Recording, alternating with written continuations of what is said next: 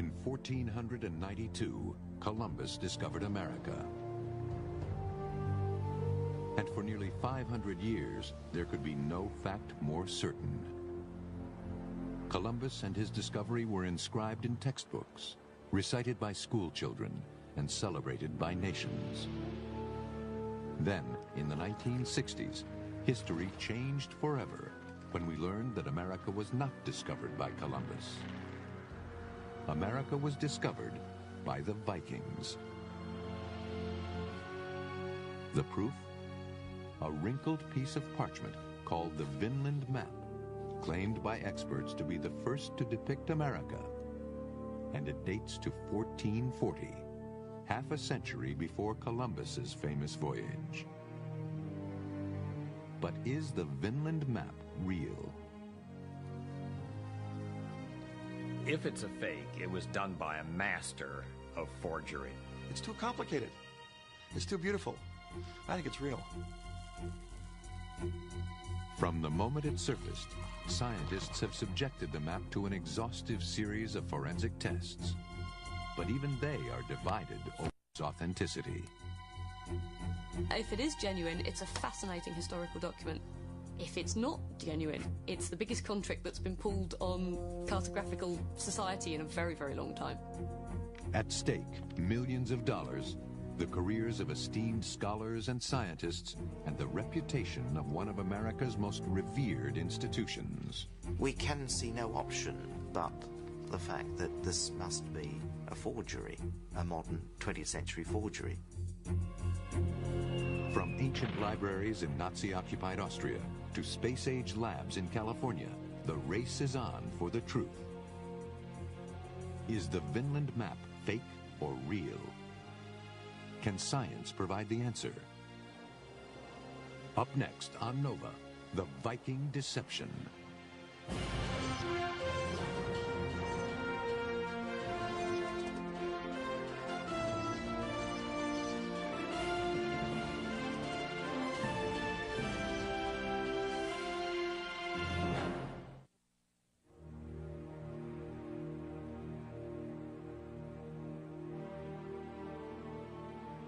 Here at the showpiece Beinecke Library, Yale keeps the Vinland Map safe for future study. Once, it had been proclaimed the map that changed history, challenging the gospel that Columbus discovered America and revealing the Vikings as the first Europeans to visit the New World. But today, the map is only accessible to select scholars who are investigating it not for its historical value, but rather to determine its authenticity. We don't take a position on the Vinland Map. I believe very strongly that we are here to make material available for scholars to use. As far as it's being real or fake is concerned, that is for the scholars who study it to determine. If they determine it's real, it's the most valuable map in the world. If it's fake, it's a worthless piece of parchment.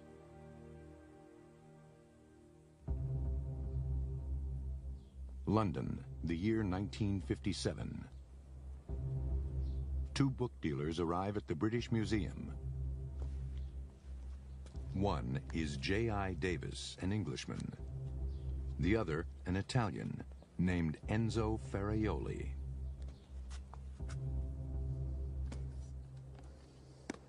Ferraioli and Davis are hoping the museum experts will authenticate an intriguing volume they are offering for sale. The bulk of the book is a medieval manuscript called the Tartar Relation.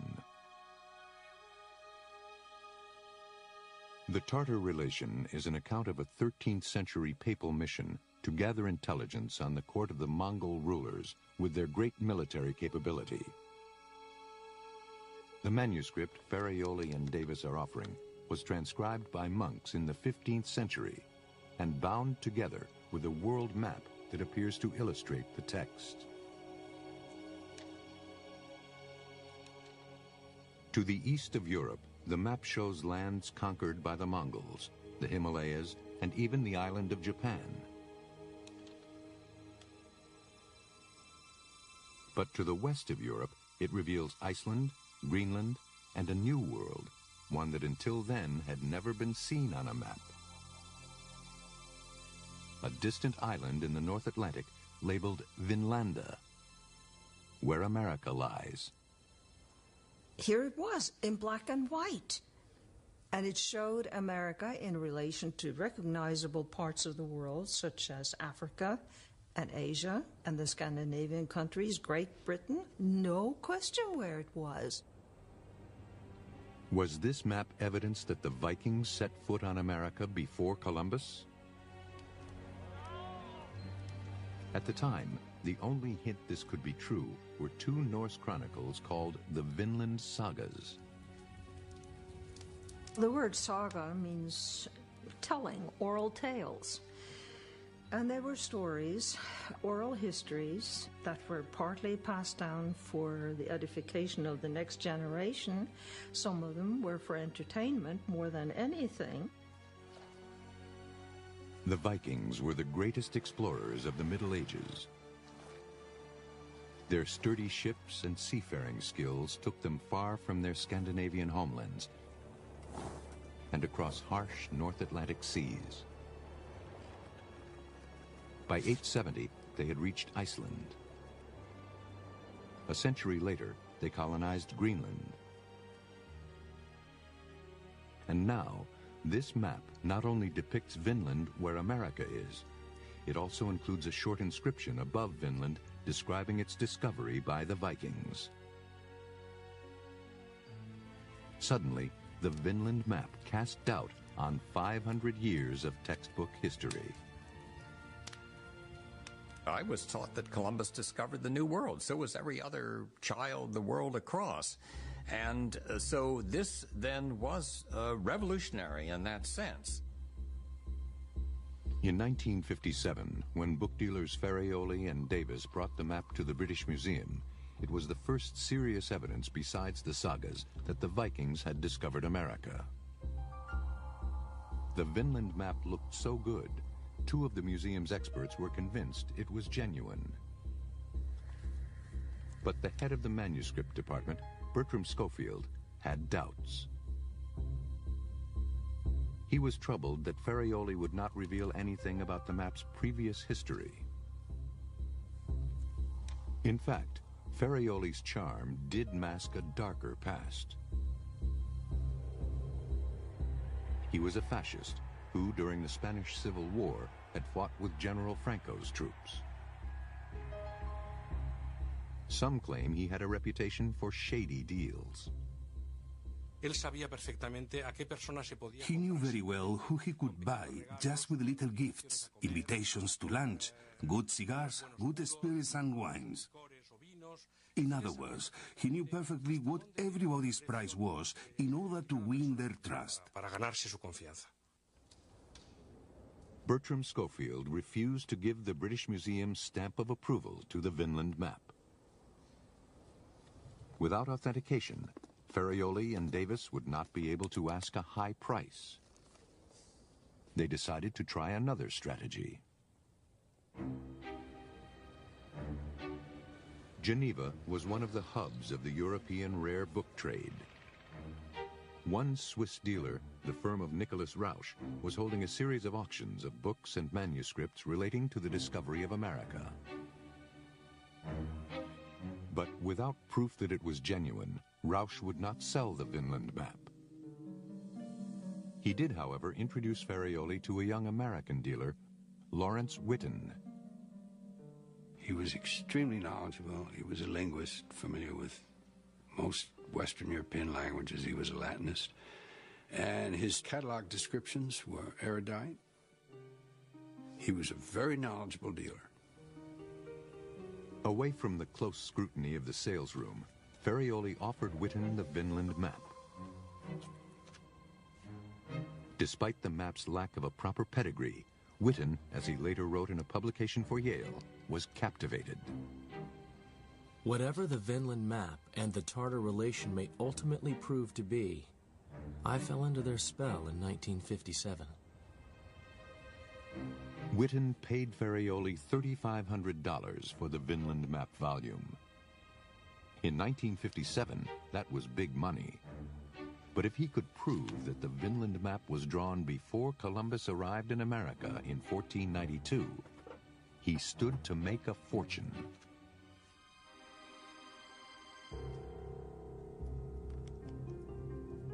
At his home near Yale, where he had been a graduate student, Witten turned detective.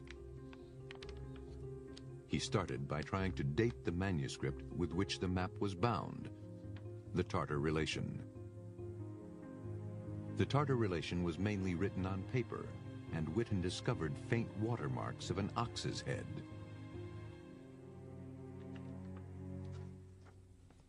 By finding the watermark in a reference book, he could show that the paper had been made in 1441. This indicated that the Tartar Relation was an authentic medieval manuscript. But the map was drawn on parchment, animal skin, and had no identifying watermark. What was its date? Witten's strategy was to prove that the Vinland map had always been bound with the Tartar Relation, which scholars generally agree is authentic. While examining them, he found an important clue: wormholes. If he could show that the holes eaten by bookworms lined up from one document to the next, it would prove the Vinland map and Tartar Relation had always been bound together and had to be connected in time. But try as he might, Witten could not make the wormholes line up. Witten had come to a dead end. A year later, his fortunes would be transformed by a remarkable coincidence. A friend from Yale's Sterling Library brought Witten part of a well-known medieval history by a Dominican friar named Vincent of Beauvais. It was called the Speculum Historiale, or Mirror of History. That night, after dinner, he sat down with the manuscript and compared it to the Tartar Relation and the Vinland map. Immediately, he was struck by an amazing coincidence. My adrenaline began to flow as it dawned on me that the wormholes through the Vinland map exactly matched those at the front of Vincent de Beauvais' speculum. While the ones in the Tartar Relation just as perfectly matched those at the end of the same volume. As far as I was concerned, the Vinland map was authenticated then and there, beyond any reasonable shadow of doubt.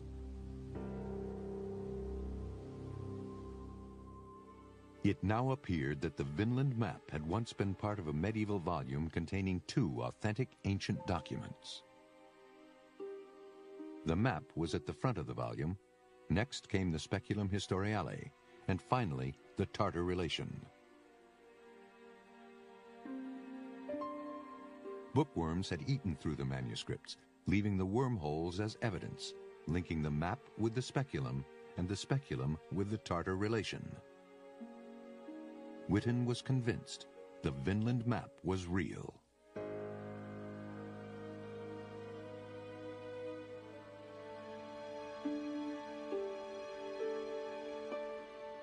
Witten offered it for sale to Yale University. Alexander Vitor, the curator of the map collection, turned to one of the university's wealthiest and most generous alumni for help.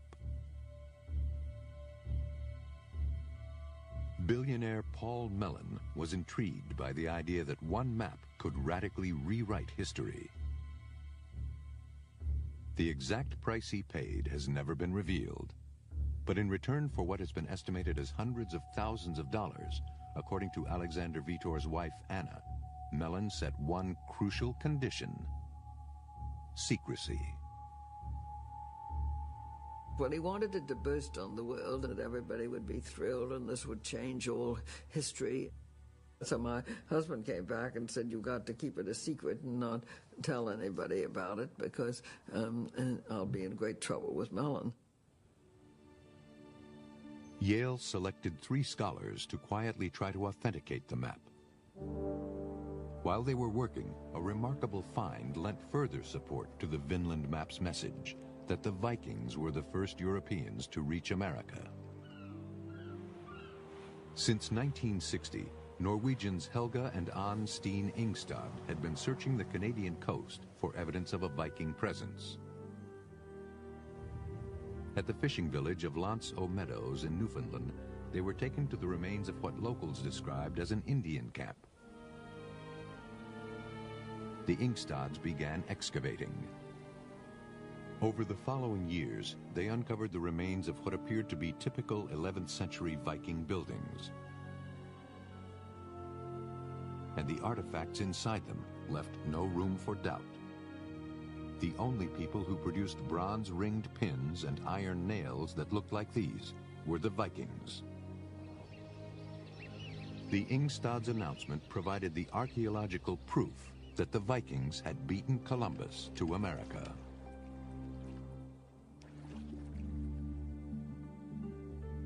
By 1965, Yale was prepared to reveal its closely guarded secret to the world. The three scholars had completed a lavish book in preparation for the Vinland map's unveiling. The only decision that remained was the exact date for the launch. Yale's benefactor, Paul Mellon, was consulted. Everybody in those days had a featherweight diary, and Mellon got his out. I'm going to be shooting, I'm going to be fishing, I'm going to be, and so forth and so on. Suddenly, on October 11th, he was going to be at a meeting up near New Haven, and so he said that will be the perfect time. Mellon's choice of date could not have been more provocative. October 11th was the eve of Columbus Day, the holiday commemorating Columbus's discovery of America. The launch party was a lavish affair. Its centerpiece was an ice sculpture of a Viking longboat created by Yale's chefs. As ambassadors mingled with academics, Alexander Vitor playfully donned a helmet sent as a gift by the King of Norway. The Vinland map was toasted as a crowning achievement for Yale and its billionaire benefactor. But from the press and certain sectors of the public, news of the map was greeted with hostility. The public was firmly convinced that Columbus had discovered America because that's what they'd learned in school, and suddenly they were told that it was not Columbus who discovered America, but the Vikings. And particularly the Italian Americans were very upset that Columbus had been removed from center stage. 21 million Americans will resent this great insult to Columbus, especially released in a day that we're honoring him. Do you have any children? I have one boy, yes, sir. Are you going to send them to Yale? And never go to Yale. That would be the last university as far as I'm concerned. Beyond bruised pride and public outrage, there were serious concerns about the secrecy surrounding the map prior to its unveiling. Authenticating the map is a very big task. It requires one to have a lot of knowledge about orthography, paleography, material science, history, and in particular Old Norse history. And it was really ridiculous to think that any three people could pass a professional judgment on all these aspects. A year after the map's formal unveiling, Yale, with the Smithsonian Institution, held a conference inviting a wider range of specialists to examine the map. These scholars pointed out strange anomalies and raised serious questions. Why was the Vikings' own Scandinavian homeland drawn so crudely? Why was Greenland accurately portrayed as an island, even though it was not circumnavigated until the late 19th century?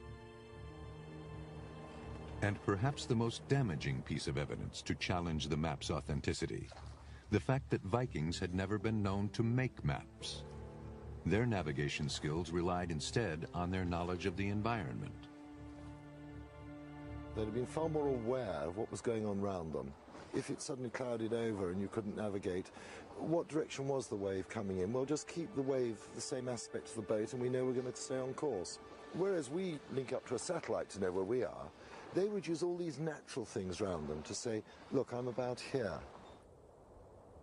They had their sailing knowledge in their heads, and they conceived of their world not in terms of drawing diagrams that other people could see. There's literally not a single map that shows any kind of cartographical drawings from the Norse in the Middle Ages. As the chorus of doubt around the map's legitimacy grew, Yale decided that scientific tests might help prove the Vinland map real. At New Year 1967, the map, the speculum, and the Tartar relation were flown to London, back to the British Museum.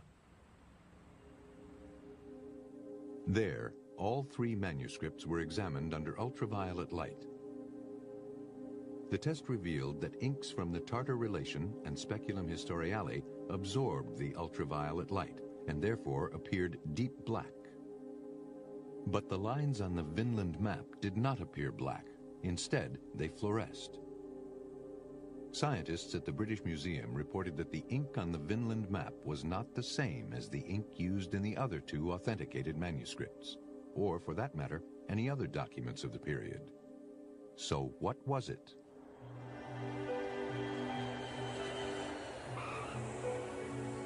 Yale had the map flown back to the U.S. and contacted the Chicago firm of McCrone Associates. Dr. Walter McCrone was famous for pioneering the use of the microscope for forensic analysis. He achieved international fame for investigating the mysteries surrounding the deaths of Napoleon and Beethoven, and for uncovering evidence that the Shroud of Turin, with its image of Jesus, was a fake. Now, McCrone and his colleague Anna Tietzoff turned their investigative skills on the Vinland map. Under low magnification, they found that the outlines on the map seemed to consist not of a single line, but two, one on top of the other. There was a yellow line, and wandering back and forth was a black line, or little pieces of black pigment. The yellow line was very distinct, while the black line was flaking off. McCrone asked Tietzoff to lift tiny samples of the yellow line for analysis. With the polarized light microscope, Tietzoff can control the angle of the light passing through the substance and identify it by the special way it refracts and absorbs that light. On the Vinland map, when the light was shown onto the map's surface, the yellow ink particles appeared white. But when the light was shown through the map, the yellow ink appeared dark. These unique refractive qualities were a vital clue to the ink's ingredients. It was kind of a unique material. It would have to be something like anatase. Anatase is a form of titanium dioxide that occurs naturally as a mineral ore. When refined, its reflective properties make it ideal as an ingredient for paints and pigments.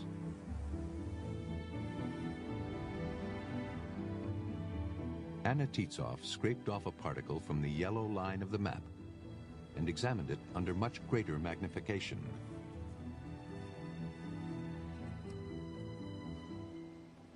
She used a transmission electron microscope, which gives a very precise image of particle size and shape. Jagged, irregular particles of widely varying size, like these, signify natural anatase ground by hand from mineral ore. But the samples McCrone took from the Vinland map were a different shape. The yellow particles were nearly all the same size and had rounded edges. This indicated that the anatase was synthetic, and synthetic anatase was not widely produced until 1917. We knew from then on that we weren't dealing with an ancient map. It was a modern ink. McCrone and Tietzoff sent their report to Yale. If the ink was modern, then the Vinland map was likely a forgery. The careers of eminent scholars were threatened. The relationship between Yale and its generous benefactor was strained. The reputation of one of the world's most illustrious institutions was tarnished. And the most valuable map in the world was in danger of becoming a valueless fake.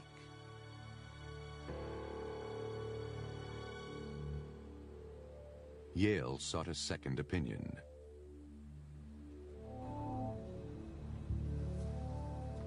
Since the late 1970s, a team at the University of California at Davis, headed by physicist Thomas Cahill, had been using nuclear technology to identify airborne pollutants. He had successfully used the same technology to analyze a Gutenberg Bible. Now, on the recommendation of the Smithsonian and the FBI, Yale hired Cahill to see if his technique could shed light on the Vinland map. Shielded inside a 10-foot concrete shell is the cyclotron. It uses an immensely powerful magnet to accelerate protons to enormous speeds. The protons are then focused in a beam down a steel tube.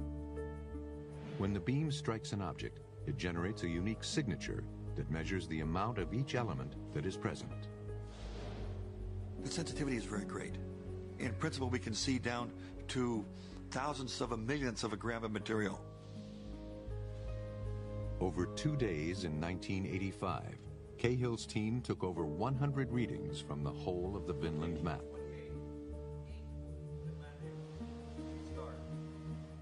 First, they analyzed sections containing both ink lines and parchment.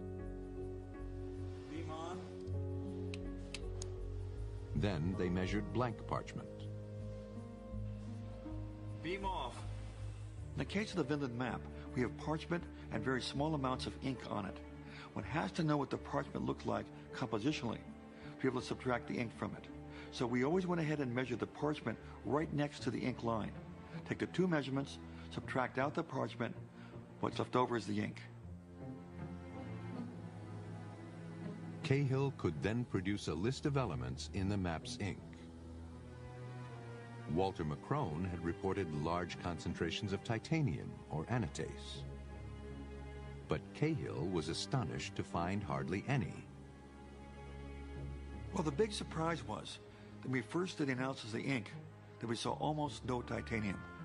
We've been expecting tons of titanium. It wasn't there. The results, in fact, contradicted the McCrone results directly. Cahill argued that if anatase, a form of titanium dioxide, were present in the ink, he should have seen much more titanium in his results. He suggested that the particles that McCrone had analyzed may have been contaminated, perhaps by flakes of modern paint that had fallen from the ceiling. A small amount of material like that on the map could have been picked up as a crystal and then analyzed and looked like modern paint. It might have been modern paint.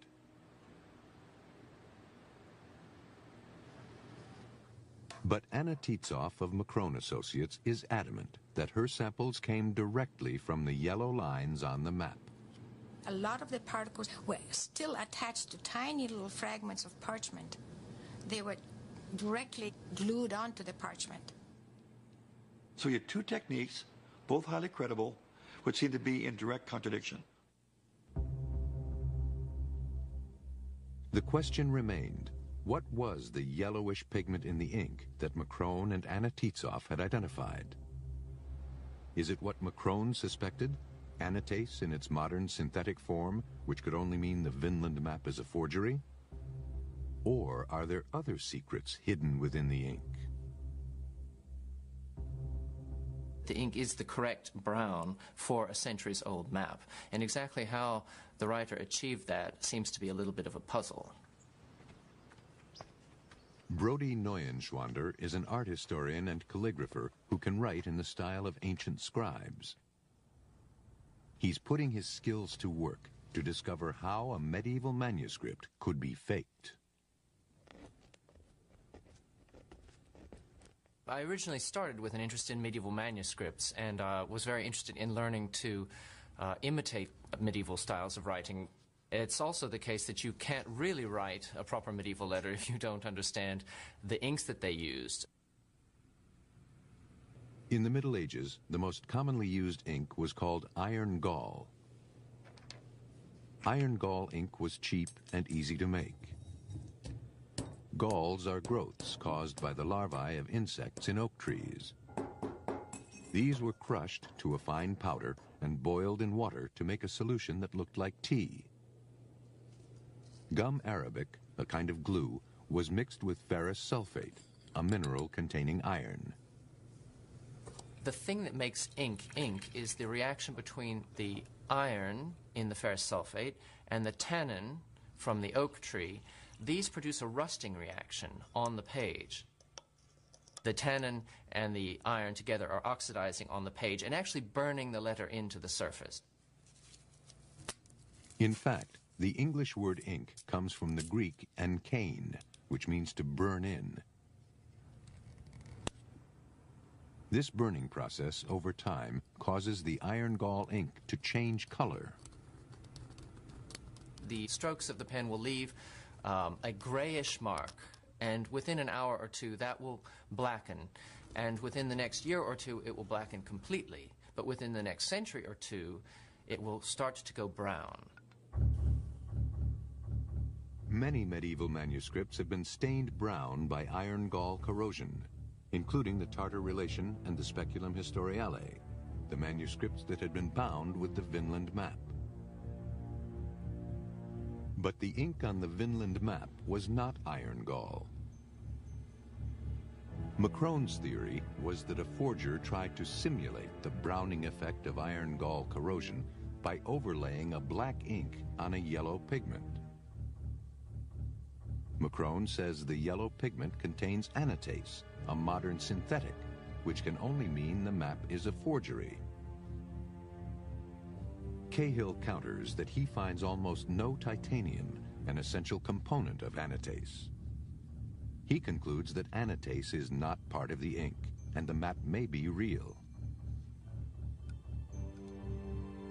The debate on whether the Vinland map is genuine or not seemed to be at a standstill, and the answer hinged on the composition of the ink.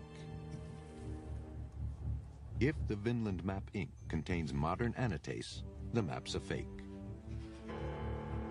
Can a new scientific technique resolve the debate about the ink once and for all?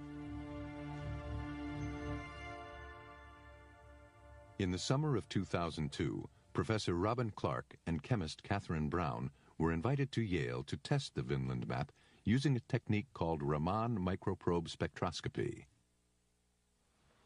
Today, Catherine Brown demonstrates the technique at Maggs Brothers in London, one of the world's largest and oldest antiquarian book dealers. Raman microscopy is a scientific technique that uses lasers to identify materials. What happens is that a single-colored laser light is focused on the material on the surface. The materials themselves change that light, and it comes out multicolored, which forms a spectrum. The spectrum that's produced is unique to the material that's producing it, so it acts as a fingerprint by which you can identify those materials.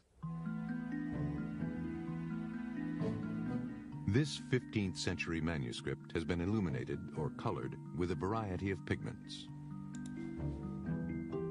The Raman microprobe identifies them all. Red is vermilion. Blue is lazurite. White is white lead.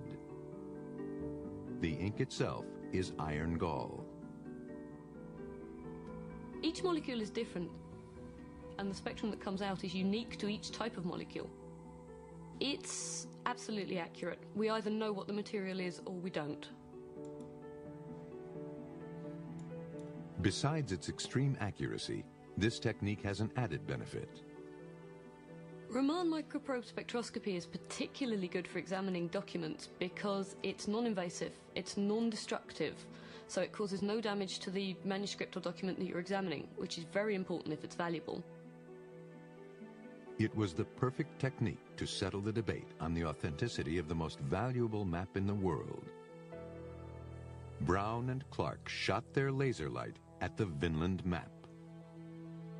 In the Vinland map, we confirmed that there is anatase on the yellowish-brown lines under the black.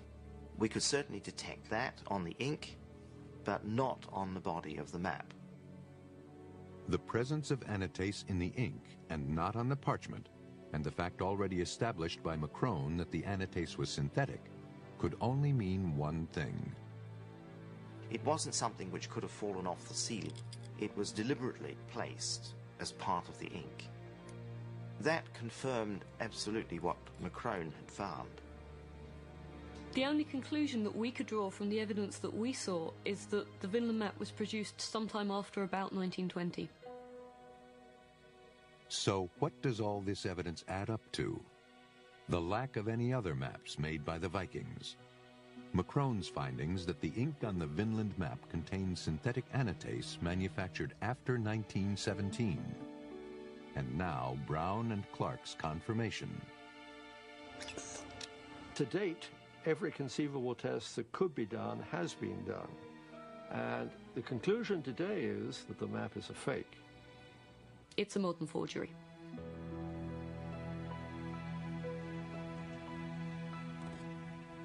But if the Vinland map is a fake, who is the forger? Can science help solve another mystery at the heart of the Vinland map story? One man seems central, Italian book dealer Enzo Ferraioli. It is through Ferraioli that the Vinland map and the Tartar relation come together. And later, it was revealed that Ferraioli was involved in brokering the Speculum Historiale. Ferraioli made Spain his adopted country, and it is there where important clues to the forgery can be found.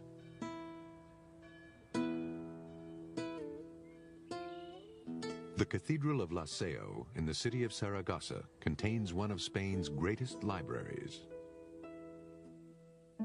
In 1957, a scholar noticed that manuscripts he had previously consulted had disappeared. An investigation revealed that over 100 priceless texts were missing. The police swiftly arrested their prime suspect, Enzo Ferraioli.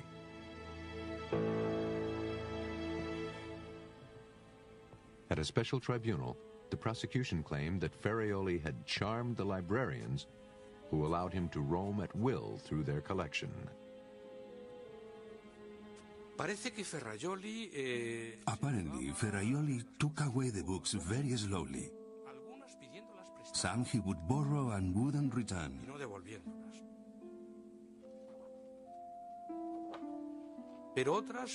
But other books he would smuggle away hidden in newspapers, in a bag or a briefcase.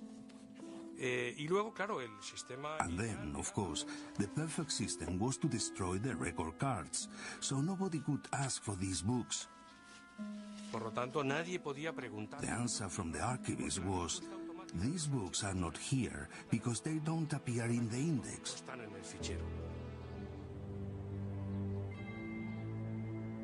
Ferraioli was convicted of the theft and sentenced to 8 years and a day.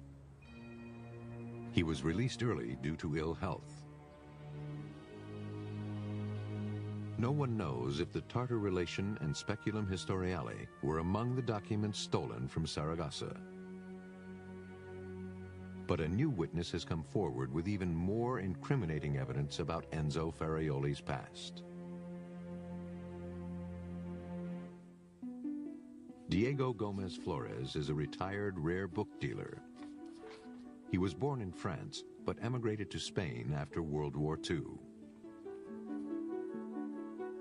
Gomez first met Enzo Ferraioli in Barcelona and remembers a day in the mid-50s when Ferraioli gave him a lift in his distinctive Fiat Topolino. Ferraioli bragged that he had obtained the manuscript of the Tartar relation and bound it together with a map. He said, They had folded it and placed it in the binding. In order to pass it off as authentic, the map had to be bound in. So it was the form in which they were able to sell the book, as if the map was part of the book.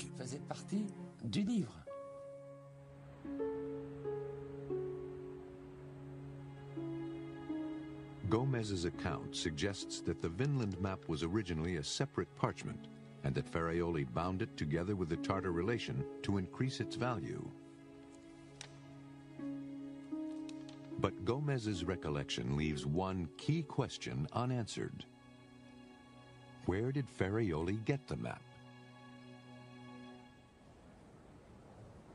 Historian Kirsten Siever has spent 10 years scouring European archives, searching for the origins of the forgery. Once I was convinced that the map was fake, I started looking at all the likely suspects in Europe. It had to be somebody with the right kind of knowledge. And I narrowed it down to one man. Siever's research led her to believe that Father Joseph Fischer, an Austrian Jesuit priest, had the means, opportunity, and motive to create such a masterpiece of deception. From 1895 to 1939, Fischer lived and taught at Austria's prestigious Stella Matutina, a college that attracted students from throughout Europe, including Sherlock Holmes author Sir Arthur Conan Doyle and Irish novelist James Joyce. Fischer was an authority on world maps of the 15th and 16th centuries. In 1902, he published a book professing a radical new theory, one that challenged 500 years of history. Father Fischer was one of the first to propose that the Vikings were the true discoverers of America. Father Fischer certainly had a fondness for discovering maps that showed the first of something. He discovered the first map with the name America. He also believed that there was, of course, a Norse discovery of America, and that the Norse had left a record of where they had been when they sailed to Vinland. Although Father Fischer never found such a map, Siever has uncovered evidence that suggests he had the basic materials and equipment to create his own. His scholarly standing gave him access to blank parchment from medieval manuscripts. Fischer's father was a painter who could have taught him how to mix pigments to make ink look older. Siever has even discovered similarities between Fischer's handwriting and the text on the Vinland map. There are two kinds of handwriting on the Vinland map. Both of them have enough pointers to Father Fischer to make it worth investigating on that alone. But what would have been Father Fischer's motivation? Siever contends that Fischer believed so firmly that the Vikings discovered America that in the mid-1930s he set out to create the map that he thought should exist. He would not have looked upon it as falsifying the cartographic record.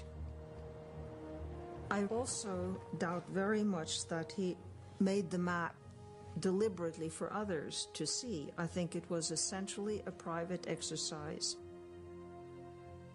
But Father Fischer's private scholarship was about to collide with world history. For in 1938, German forces marched into Austria, seized Stella Matutina College, evicted the priests, and confiscated everything of value, including art, rare books, and, Siever believes, Father Fischer's Vinland map.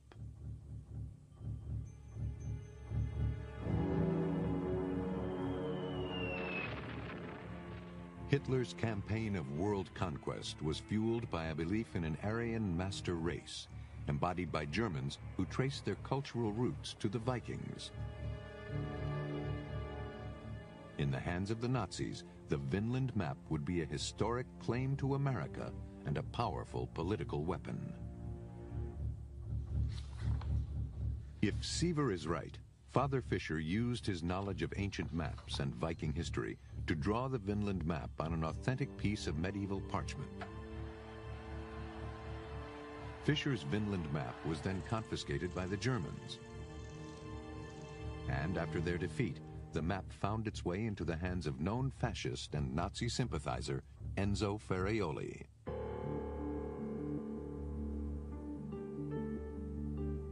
A first step in determining if Father Fisher was the actual forger is to see if the parchment on which the Vinland map is drawn is medieval in origin. One way to date parchment is by carbon-14 analysis. Since parchment is smoothed animal skin, this technique uses the regular decay of carbon atoms to arrive at a date within a probable range of accuracy. The only problem is the process destroys the sample. But Yale agreed to let a group of scientists under the direction of Garman Harbottle cut the smallest sliver from the map. Here was this thing worth many millions of dollars. It was horribly nervous. I was a nervous wreck during the time the thing was going on.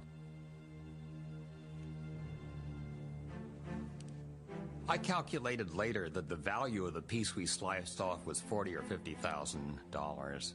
And of course, one doesn't do that lightly. One does it very carefully. Harbottle sliced a thin sliver from the map into 6 samples. The first sample tested dated to the 1950s. Thinking the modern date a mistake, perhaps due to contamination or a poor attempt at conservation, Harbottle's team cleaned off the surface of the remaining samples with acetone. Acetone, which should have no effect on parchment at all, was extracting about 30% of the weight. In other words, the weight of the parchment was 1/3 foreign matter. That's a lot, 30%. With the foreign matter removed, he then tested the remaining parchment samples. Instead of 1950, these dated to around 1440. Harbottle concluded that the Vinland map was drawn on authentic medieval parchment. But other scientists were puzzled by the discrepancy. When I first heard about the results from this, what I heard was crazy. One measurement had said that the map was modern, and that the other measurement had said that the map was old. What could account for such radically different test results? One possible answer is a crude attempt at conservation carried out in the 1950s. Another answer lies in a centuries-old process for turning rough animal skin into finished parchment by adding a coating that provides a smooth writing surface. Somebody took an old piece of parchment dating back to 1440, stripped off the surface, and replaced it with a new surface. This new surface could explain why the first sample, which was not cleaned with acetone, dated to 1950.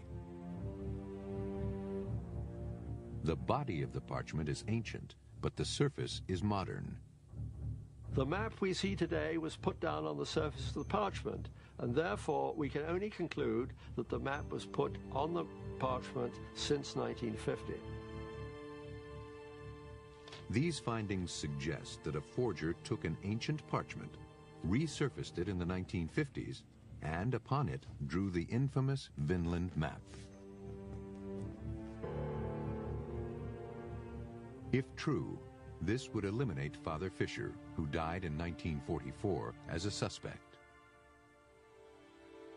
Ferraioli remains at the center of the mystery, but any information he had about the identity of the forger went to the grave with him in 1966.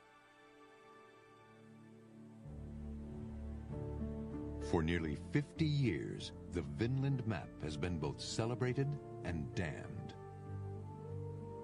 When it first appeared, it challenged the gospel that Columbus discovered America. and proclaimed the Vikings as the earliest Europeans to visit the New World. It's ironic that even though the Vinland map is most likely a fake, we now know through archaeological evidence that the Vikings were the first. So why does the debate over the Vinland map refuse to die? The Vinland map is still discussed as though it was a life and death matter. I think this is just a very natural human trait to argue over these things. I don't think the argument will ever stop. I think it's all part of the scientific ethos that we are interested in knowing answers to questions and finding out what's true and then dismissing speculation that is clearly not true. Scientific data has shown that it's a fake. The scientists are just reluctant to accept it. Even now, new studies are underway, but it is unlikely they will settle the debate. Science doesn't really deal in truth, but science does deal in facts. How you choose to interpret those facts is up to you. Given the facts that we have seen with the Vinland map, I conclude that it's a forgery. Other people still disagree.